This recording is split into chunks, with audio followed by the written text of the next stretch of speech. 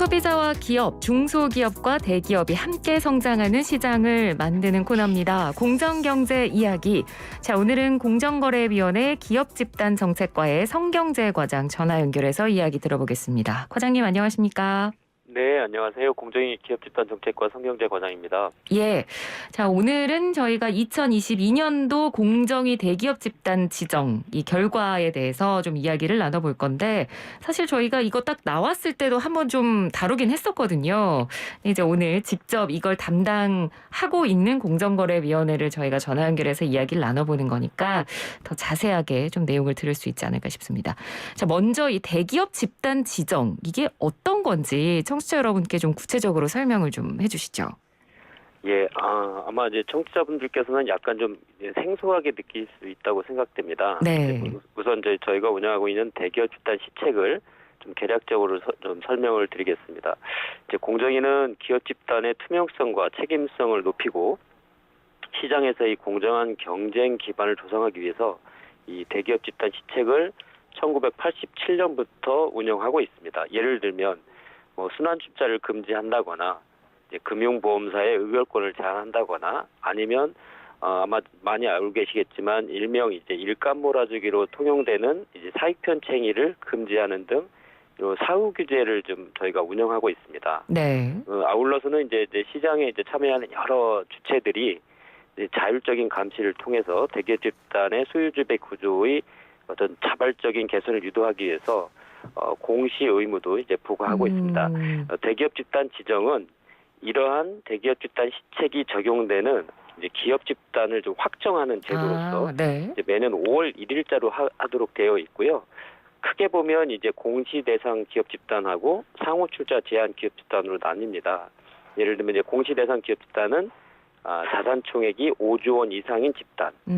반면에 상호 출자 제한 기업 집단은 자산 총액이 10조 원 이상인 집단 이렇게 되게 나누는데 네. 아무래도 상호 출자 제한 기업 집단이 좀 더 큰 기업 집단이라고 인식하시면 될 것 같습니다. 그렇군요.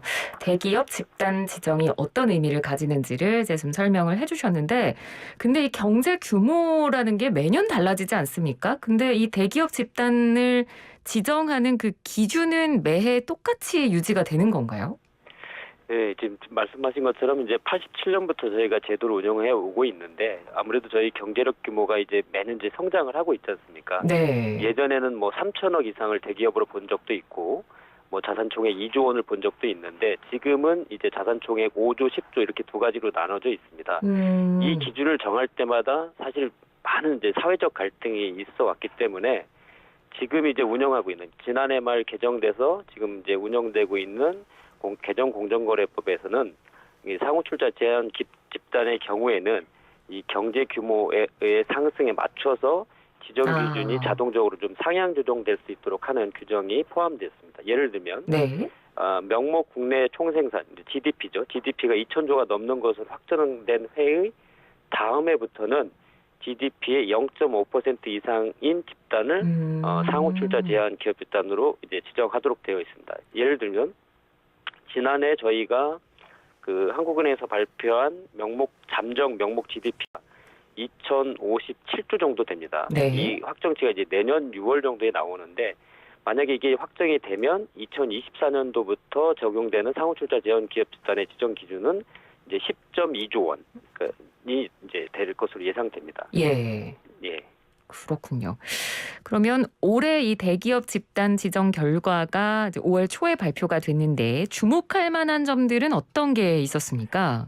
네네. 올해는 이제 몇 가지 조금 저희가 주목해 볼 만한 특징이 있으면 한 5가지 정도로 볼 수 있을 것 같은데요. 네. 먼저 이제 제일 크게 나온 것 중에 하나인데 SK하고 현대차의 자산 총액 기준 순위가 원래 이제 5대 기업 집단 하면 저희가 삼성, 현대차, SK, LG, 롯데 이렇게 돼 있는데 이게 이제 요 순서가 정해진 게 2010년도입니다. 그 2010년도 이후에 최초로 그 안에서 이제 순위가 바뀐 거고요. 네. SK하고 현대차로만 놓고 볼 때도 2004년도에 현대차가 SK를 이제 제치고 재계 서열 3위가 됐었는데 네. 그 이후에 이제 최초로 바뀐 거가 되겠죠. 예. 이제 두 번째로는 이제 뭐 여러 이제 투자자들이 코인 투자를 많이 하다 보니까 이제 두나무가 이제 가상자산 거래 주력 집단 중에서는 최초로 이제 지정이 된 것 또 올해 이제 가장 큰 특징 중에 하나라고 볼 수 있고요. 네. 세 번째는 이제 금년도에도 이제 LX와 넥슨의 동일이 변경되었습니다. 네. LS의 경우에는 종전 동일이 이제 구자홍이었는데 현재는 이제 사촌 동생이자 그룹 회장인 구자훈으로 변경되었고요. 네. 뭐 넥슨의 경우에도 다 아시겠지만 이제 김정주 씨가 사망함에 따라서 이 공동 경영을 해왔고 또 이제 최상위 그러니까 기업인 주식회사 NXC의 이제 개인 최다 출자자인 이제 아내 이제 유정현 씨를 동의를 선정했습니다. 예. 네 번째는 이제 코로나 등 이제 비대면 거래가 이제 활성화됨에 따라서 IT 이제 해운 중심의 기업 집단이 비약적으로 성장했습니다. 네. 뭐 예를 들면 카카오의 경우에는 2016년도에 이제 65위로 지정이 되었었는데 올해의 경우에는 이제 자산 총액 32조가 좀 넘는 것으로서 재계 서열 이제 15위에 이르게 됐죠. 네. 이제 마지막으로는 이제 PEF 전업 집단들 중에서 이제 경제력 집중 억제 시책의 필요성이 크지 않다고 인식된 PEF 전업 집단을 이제 대기업 집단 지정에서 제외한 요 정도가 이제 올해 특징이 되겠습니다. 네, 알겠습니다. 아마 이 올해 대기업 집단 지정 관련한 이 내용들 중에 가장 이제 관심을 많이 모았던 부분이 이 가상자산 거래 업체인 두나무가 이 대기업 집단으로 지정됐다는 부분. 이 부분이 아마 가장 화제가 되지 않았을까 싶고요. 그래서 또 일각에선 약간 우려의 목소리도 나옵니다. 그러니까 고객 예치금이라는 것 자체가 두나무의 자산 총액에 집계된 게 과연 이게 합리적인 것인가? 이 부분에 대한 지적도 좀 있었거든요. 어떻게 생각하십니까? 네네. 올해 뭐 지정에서 가장 이제 핫한 이슈는 단연코 이제 두나무라고 볼 수 있는데, 네네. 금융보험사의 경우에는 이제 저희가 그 고객 자산을 제외한 이제 자본금과 자본총액에서 큰 것을 이제 보도록 되어 있는데 규정상으로 네. 이 가상자산 거래 회사의 경우에는 사실 고객 예치금을 자산총액에서 빼야 될 근거나 논리가 조금 없습니다. 현재로서는. 왜냐하면 그렇군요. 두나무가 이제 그 말씀하신 것처럼 금융보험사로 분류되었다면 당연히 고객 예치금을 자산에서 제외한 것으로서 이제 저희가 산정할 수 있는데 안타깝게도 두나무는 현재 그 금융보험업이 아니라 정보서비스업 내에 블록체인 기반 암호화 자산 매매 및 중개업으로 이제 분류되어 있습니다. 예. 그렇다 보니까 이제 저희가 뺄 근거가 없었고 또 하나 또 지적하고 싶은 거는 사실은 다른 금융보험사의 경우는 개별 업권법이 있기 때문에 네. 그 업권법에 따라서 고객 자산이 아주 잘 관리가 되는데 사실은 이제 이 가상자산 회사의 경우에는 아직 업권법이 없기 때문에 예. 금융보험사 수준으로 이제 그런 것들이 규제되지 않고 있습니다. 그렇기 때문에 이제 공시 등의 의무 부과를 통해서 시장 감시를 할 수 있는 이제 최소한의 규제는 필요하다고 저희는 보게 됐습니다. 그렇군요. 그리고 또 이런 얘기도 있더라고요. 두나무가 이 공시 대상 기업 집단이 아니고 바로 상호 출자 제한 기업 집단으로 지정이 돼서 갑자기 너무 많은 규제 부담이 좀 가중되는 거 아니냐. 이런 의견에 대해서는 어떻게 보십니까?